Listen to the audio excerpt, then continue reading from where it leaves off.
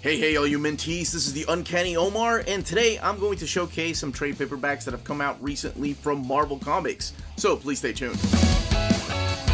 Now, before I get started, give a huge shout out to David Gabriel and the folks at Marvel for sending us copies of these trade paperbacks. Other than these two right here, Amazing Spider-Man 2099 Companion and the Venom Island trade paperback, these four come out today, so they should be available at your local comic book stores or places like cheapgraphicnovels.com, in-stock trades, Tales of Wonder. So let's take a look at Amazing Spider-Man and then move from there. So here we have Amazing Spider-Man 29 Companion. It retails for $29.99. It does have a parental advisory, and I wonder which story that is, because I've only read the Alpha, and I've read the Punisher 2099 and the Chip Zdarsky Doom 2099. Oh, so here's all the contents right here. Who wrote them? It kicks off with Nick Spencer's Spider-Man 2099, or the 2099 Alpha, rather, and then the Omega. And then Nick Spencer also wrote the Spider-Man 2099. I was hoping that was going to be Peter David. So this collects the Alpha 2099, the Conan 2099, Doom, Fantastic Four, Ghost Rider, Spider-Man, Punisher, Venom, and of course Omega 2099. And that's what this main story arc is. None of this is collected in any of the trade paperbacks by Nick Spencer, the Spider-Man trade paperbacks. So now we're going back and visiting the world of 2099. It was a series that started in the 90s, and from time to time they've tried to bring it back. I think Robert Kirkman did a 2099 one-shot series back in probably about 10 years ago, honestly. But this is spinning off of the return of some of these characters in the Amazing Spider-Man series by Nick Spencer. And as I mentioned, none of this is collected in that series. So if you want to get it, this book is already available. It came out a couple of weeks ago. It has 296 pages. Let's look in the back here for some extras. So of course, we have to have some variants. Here's an awesome variant by Ryan Stegman. And I think that's Arthur Adams, if I'm not, yeah, Edgar Delgado, who also inked this. It's Kyle Holtz and Steve Epting. Love the classic look.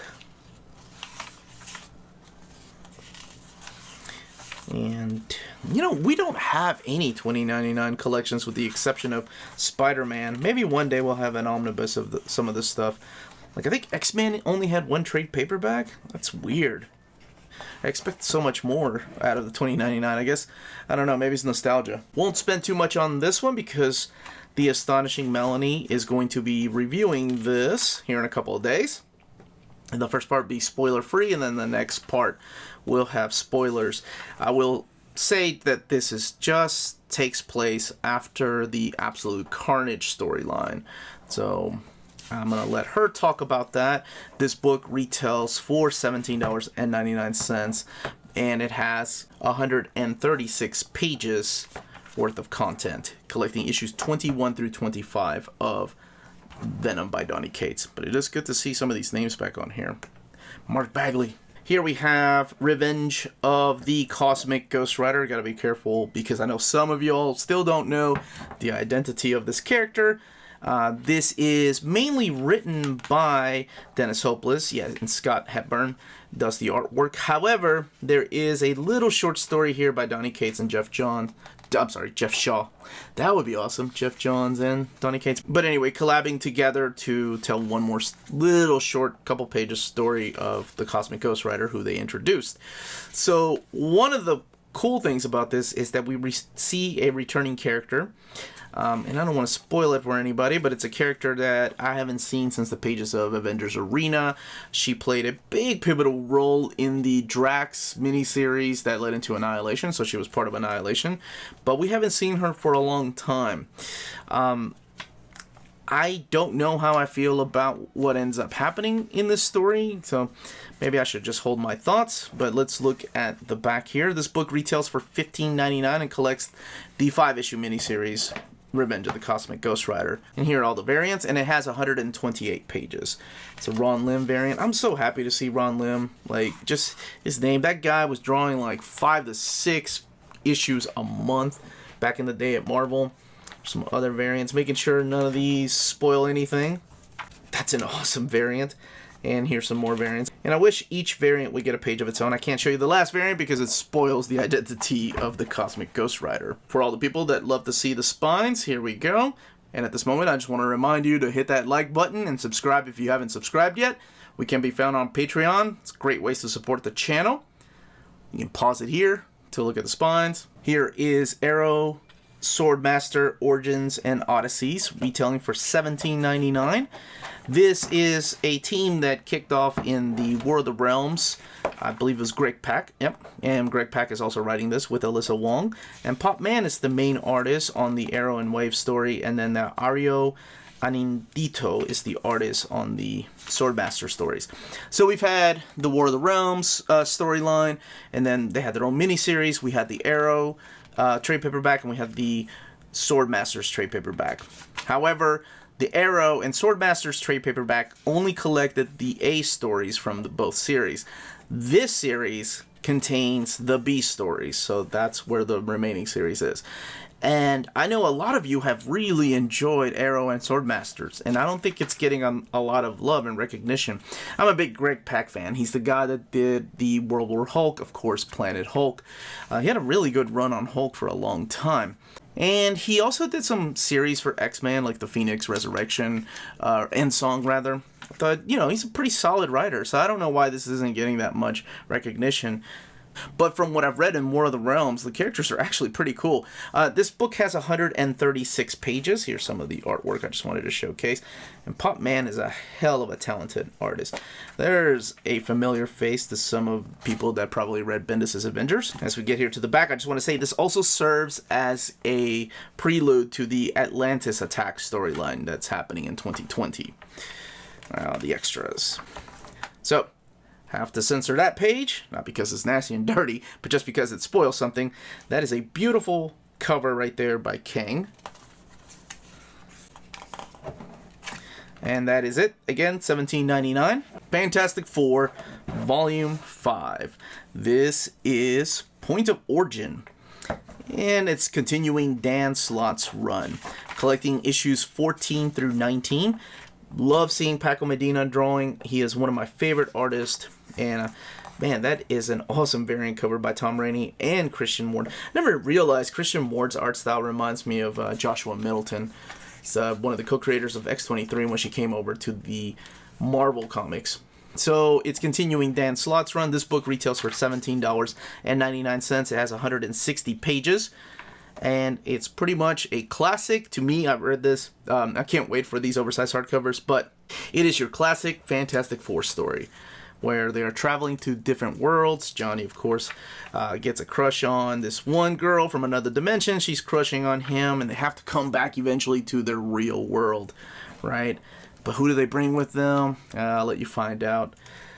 Let's look at the back here for extras. So there's an issue, and I'll go ahead and talk about it.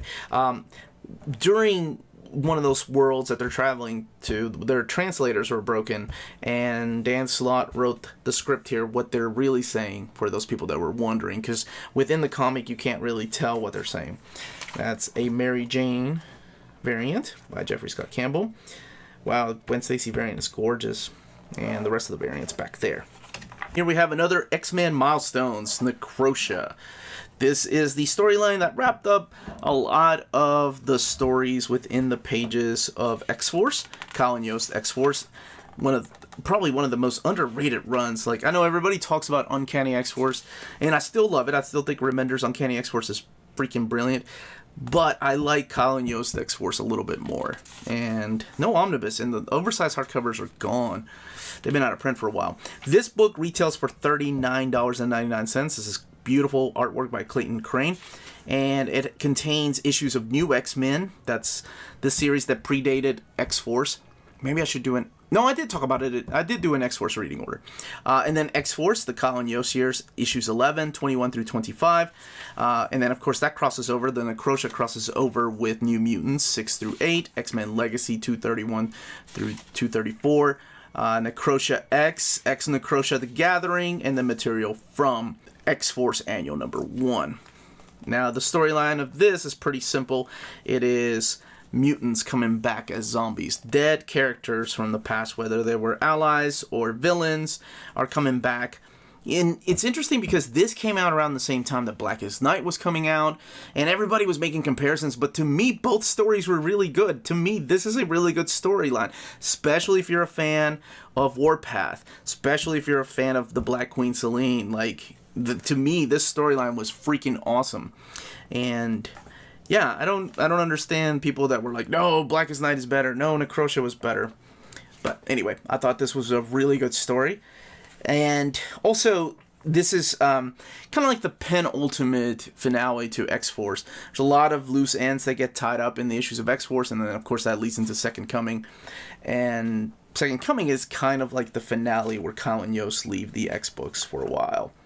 Now, both of them are writing screenplays for movies, but I don't know, maybe one day we'll see them back. Let's look in the back here for some extras. Maybe there's variants back here. Okay, it's actually original art pages here, because the variants are put throughout the volume. So this book is $39.99, but has 448 pages of material. And it has the exact same material that the hardcover does. Man, I miss Clayton Crane's artwork. I remember I just pulled out my Carnage omnibus the other day looking at it. But that is Necrosha. Now, you can purchase any of these books from our sponsor, cheapgraphicnovels.com, your online home for brand new graphic novels and collected editions up to 50% off the cover price. Cheap Graphic Novels prides itself on packaging your books so they arrive safely and in excellent condition, as well as prompt and helpful service. And check out their bargain bin for even greater deals up to 90% off cover price. And for you Minties, Cheap Graphic Novels is running a special promotion. If you're a first-time customer, let them know you were referred by Near Mint Condition at the checkout, and you'll receive a credit for free shipping on your next order. Now, this is only for U.S. customers. Cheap Graphic Novels, your source for the hottest books with the kind of deep discounts, quality shipping, and customer service that will keep you coming back for more. And that was it. Don't forget to check out the Astonishing Melanies review of Venom Island, coming out here in a couple of days. And let me know which trade paperbacks you're picking up, if you're getting the XMen Milestones in this edition, or you're hoping one day they'll collect an omnibus of things like Necrosha. I'd love to know all those comments down below. Please don't forget to hit like, subscribe, ring that bell for notifications to let you know when our videos are going live. And more importantly, please everybody stay healthy, stay safe, and much love to all of you.